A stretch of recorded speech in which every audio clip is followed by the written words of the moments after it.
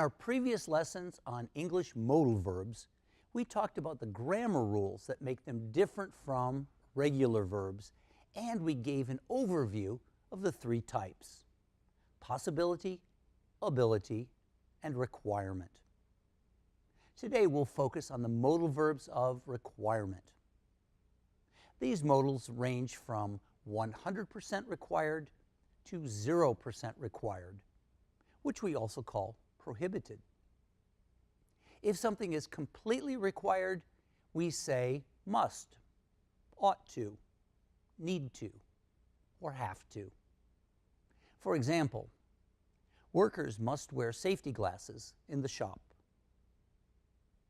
If a situation is 75 to 90% required, we use expressions like should or probably have to. This means it's a good idea, but not an absolute requirement. For example, Mom says we should call her when we get to New York. If something is 40% to 60% required, it means we have a choice if we want to participate. These expressions include may have to or might have to.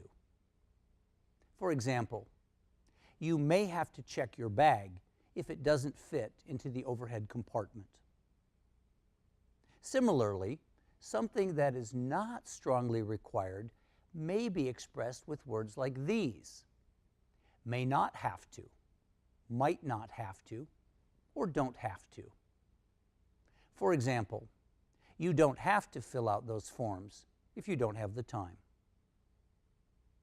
If a situation is only 10% to 25% required, it's moving in the direction of a bad idea. For this, we use expressions of should not or shouldn't. For example, employees shouldn't make personal phone calls from company phones. Finally, a 0% requirement is, in fact, a prohibition. To prohibit an activity, we say must not or can't.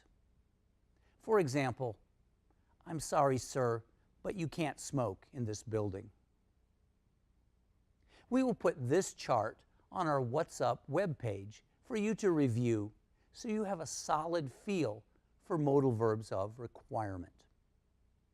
With a little study, you should be able to use them correctly in very short time.